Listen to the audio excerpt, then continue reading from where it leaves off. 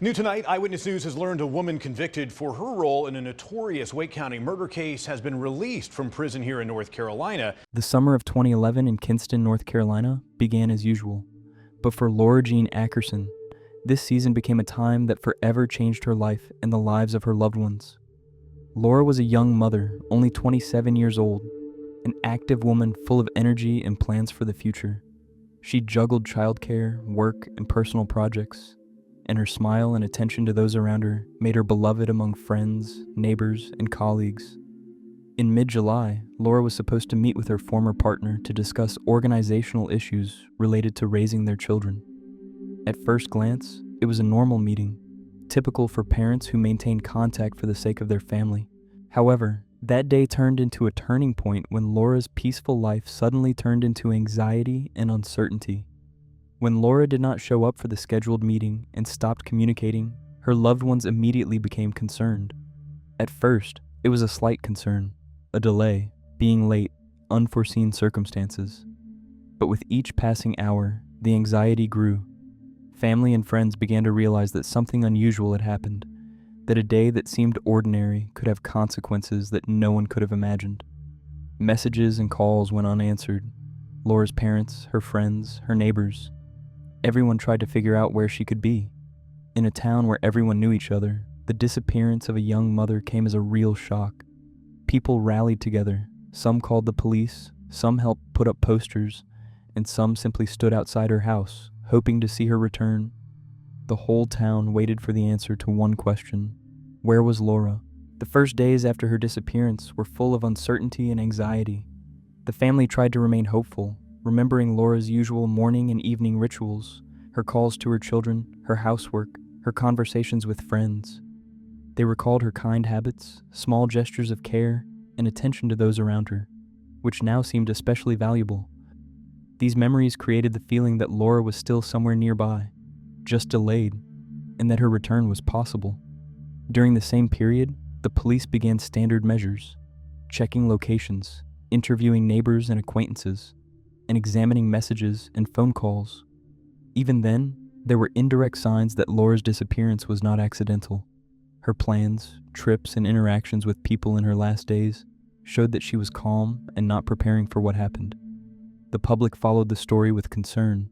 Local media reported on the disappearance of the young mother, and posts began to appear on social media calling for help in the search.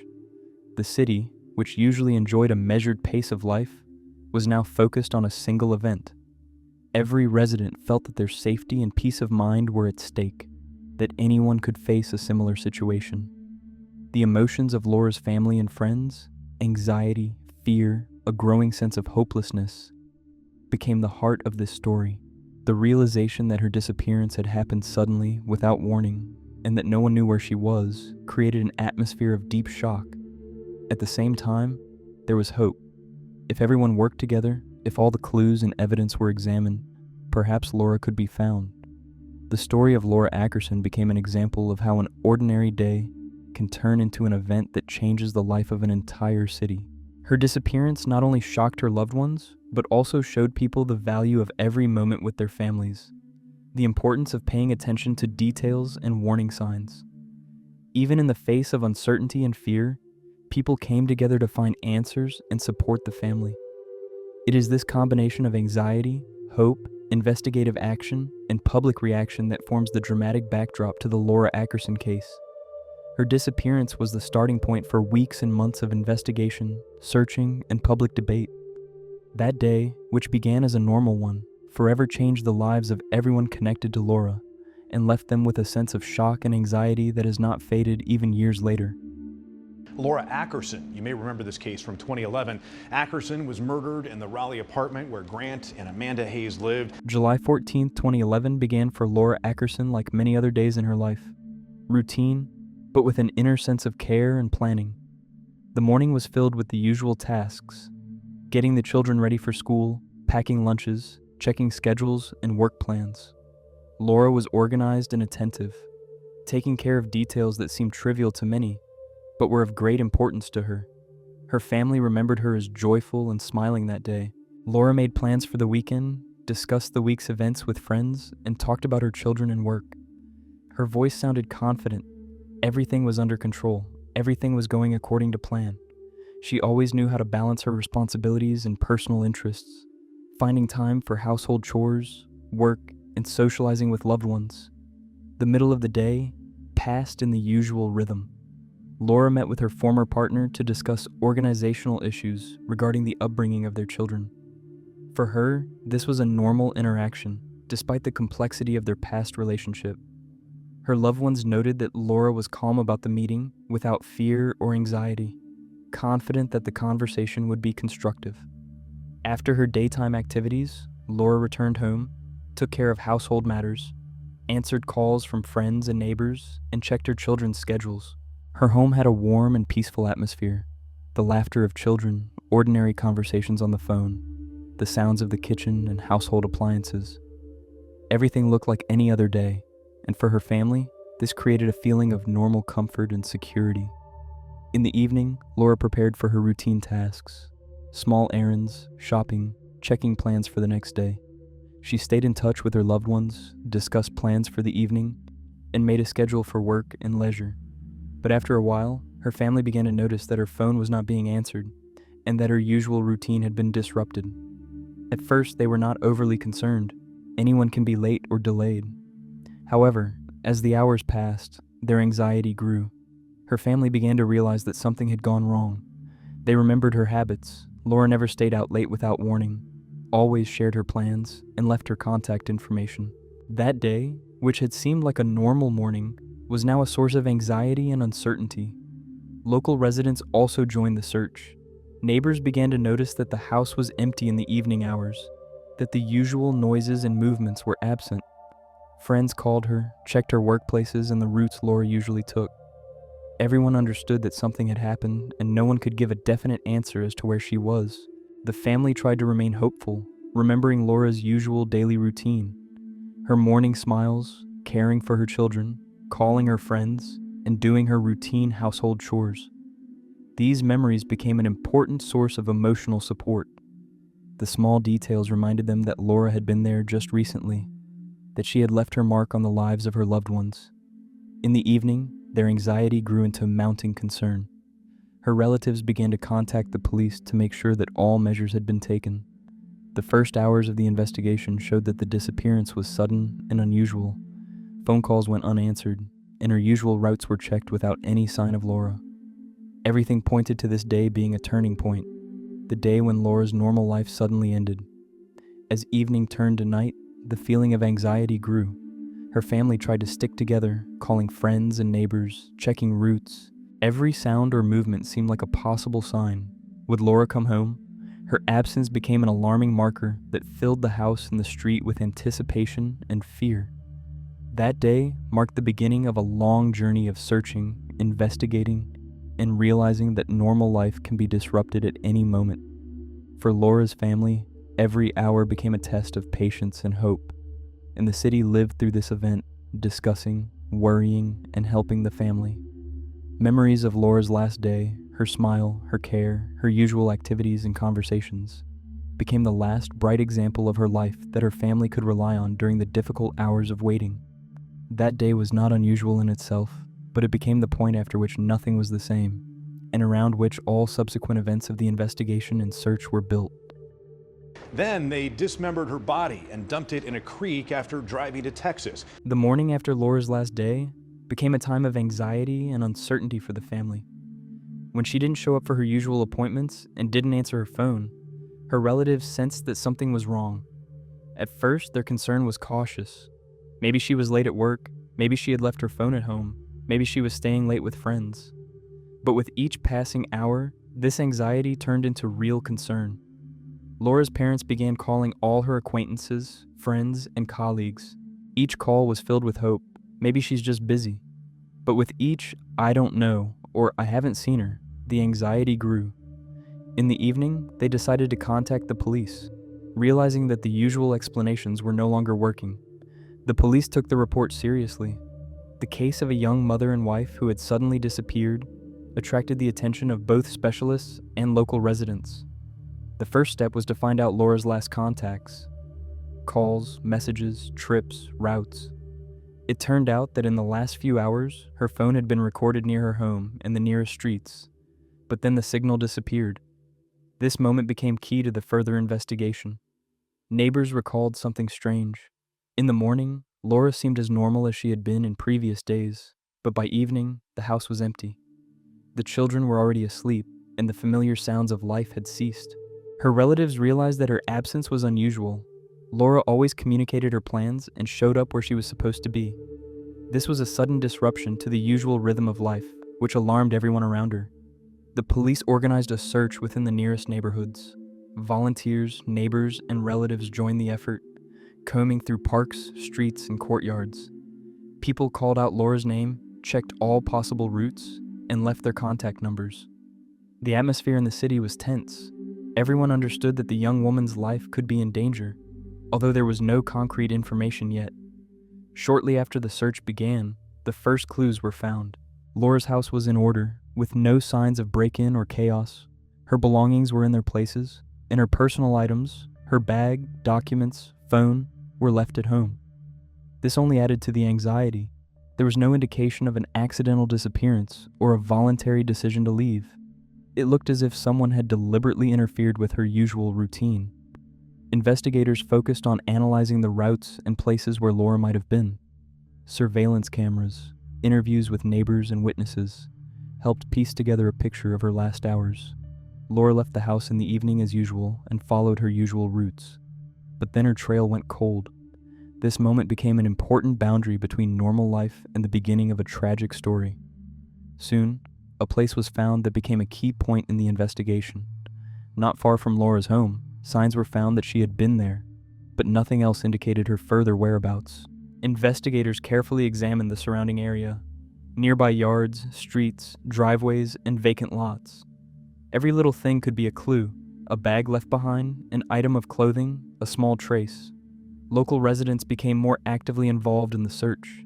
The city was preoccupied with one question: where is Laura? Volunteers took turns searching the streets, parks, and vacant lots, alerting each other to any suspicious findings.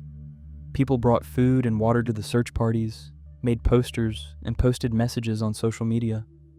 This collective mobilization underscored how strong the attachment to Laura was, and how much people feared for her fate. Within the first day, it was clear that her disappearance was unlikely to be accidental. Everything pointed to someone knowing where Laura was going and interfering with her usual routine. The police stepped up security in the area and brought in additional resources: dogs, drones, and special equipment. Every hour of waiting was filled with fear and hope, but at the same time made the situation more serious. Finally, a few days after her disappearance, new clues were found, indicating that Laura was close to home when her phone signal disappeared. Investigators identified a possible location where she could have been threatened by dangerous interference from third parties. All of this became the basis for further investigation, which revealed details and motives previously hidden from the public eye. Thus, Laura Ackerson's disappearance marked the beginning of a long and intense investigation. The first few days showed that this was unlikely to be a coincidence, that the young woman's life had been disrupted by outside forces. The search for and discovery of key evidence laid the foundation for subsequent investigative actions, allowing investigators to determine the direction of the investigation and focus on the people who were involved in her life in her final hours. After the initial evidence was collected, investigators began to systematically examine all the circumstances surrounding Laura's disappearance. The police analyzed her contacts, calls, messages, and usual routes to understand who had been with her in her final hours. Laura's every step was reconstructed based on the testimony of neighbors, colleagues, and relatives. The first line of inquiry was to study her immediate circle: friends, neighbors, and coworkers. Investigators took detailed statements and compared them to identify possible inconsistencies. Any contradiction in the stories could be an important clue to solving the case. The police worked cautiously, understanding that in a small town, any word could quickly spread and affect the course of the investigation. Checking Laura's phones and devices yielded important data. Her last calls and messages helped establish a chronology of events, showing who she had been in contact with and which conversations were critical. The investigators focused their attention on people whose actions on that day could have been unusual or suspicious. At the same time, Experts examined the site where the first clues were found. Even the smallest details, fingerprints, marks on the ground, the location of personal belongings, could provide information about what happened in the last hours of Laura's life. The specialists worked with great precision, recording every object and every movement in order to reconstruct the events. A key element of the investigation was checking the alibis of people in Laura's circle. Police officers studied the routes, phone calls, and statements of those potentially involved in order to rule out or confirm their involvement. Even the slightest inconsistencies in their stories attracted attention, as they could indicate a deliberate concealment of information. The emergence of the first circumstantial evidence was a breakthrough. Analysis of technology, calls, and messages showed that there was a person near Laura who was not part of her usual circle. Surveillance cameras recorded the movements of cars and pedestrians in the vicinity of her home and along the routes she usually took. All this gave investigators the opportunity to trace a chain of events leading to specific individuals. Psychological work with relatives and witnesses was an important factor. Investigators tried to understand not only the facts, but also the motives that could have led to interference in Laura's life. This made it possible to identify those who could potentially have an interest in her disappearance and focus attention on possible suspects. The investigation expanded with each passing day. The police brought in additional resources, forensic experts, call analysts, and digital forensic specialists. Even small details, items left behind, the location of personal belongings, were carefully recorded and compared with the chronology of events. After several weeks, a suspect was identified based on circumstantial evidence. This evidence allowed the police to obtain a search and interrogation warrant and to rule out possible false versions of the incident. The investigation began to build on a solid foundation: facts, reconstructed routes, evidence, and behavioral analysis. During the interrogations, it became clear that the suspect's actions had been carefully planned. A psychological assessment showed that the interference in Laura's life was motivated by personal interests and a desire for control. The police established that the involvement of an outsider in the events of that day was intentional, and this helped to focus the investigation on specific actions in the sequence of events. By the end of this stage, the investigation had enough information to prepare charges. Witness statements were collected, routes were recorded, and calls and messages were analyzed. All of this made it possible to form a complete picture in which every element, from the suspect's behavior to the reactions of his relatives, had its place.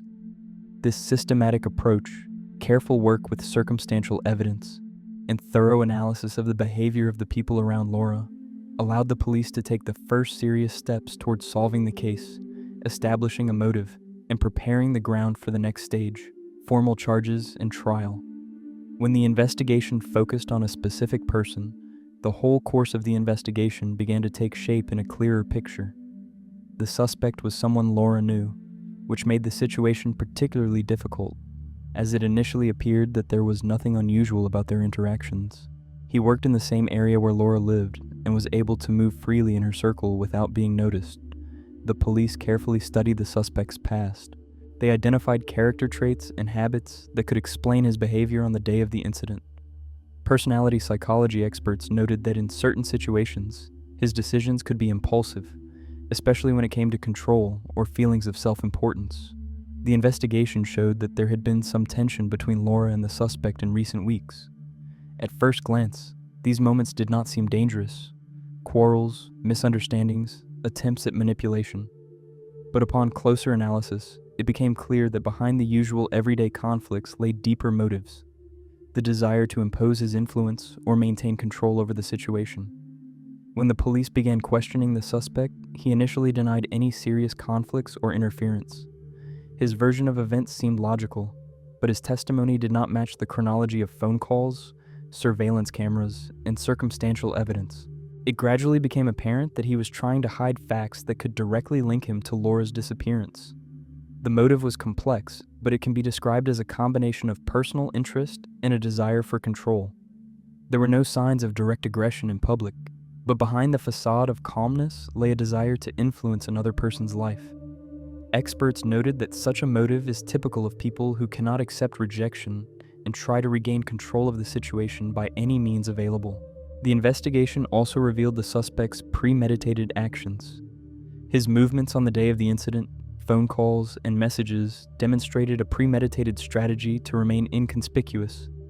Even details that seemed random when taken together showed that he was aware of the consequences of his actions and tried to minimize the risk of being discovered. The police brought in psychologists who reconstructed the suspect's profile based on his behavior, reactions, and past conflicts. The analysis showed that he was a person with a high need to control those around him and the situation in which he found himself. This explained why he interfered in Laura's life on that particular day and in that particular way. When all the elements were gathered, the investigation presented them to the court. Witness testimony, digital evidence, and expert conclusions provided a complete understanding of who could have been involved and what motives were behind the interference. The court and the public were able to see that behind the seemingly routine events lay a complex and carefully planned situation that led to tragic consequences for Laura. This approach allowed the prosecution to build a logical chain of events, from the motive to the specific steps taken by the suspect on the day of the incident. The psychological profile, digital traces, and witness testimony were key elements in understanding why the situation unfolded the way it did and who was responsible for what happened. The Laura Ackerson trial was lengthy and emotionally charged. All the evidence gathered by the police, witness testimony, digital traces, and analysis of the suspect's behavior enabled the court to form a clear picture of what had happened. In the end, the suspect was found guilty of the acts that led to Laura's disappearance. The verdict ensured accountability for what had been done, although the uncertainty and inability to directly close this tragic chapter remained the most difficult part for the family. Laura's family kept her memory alive, organized events in her honor, supported each other, and shared stories about her life. Friends and neighbors also participated in similar activities to show that her personality, dreams, and good deeds live on in people's memories. This story served as a reminder to the city of the importance of being attentive to loved ones and cherishing every day spent together. It also showed that justice can be achieved through the painstaking work of investigators and courts, even when circumstances are complex and confusing. Today, the name Laura Ackerson is not associated with tragedy, but rather as a reminder of attention, care, and memory. Her story inspires people to remain vigilant and support each other in difficult times, and her life serves as an example that a person's identity cannot be forgotten, even when circumstances are difficult.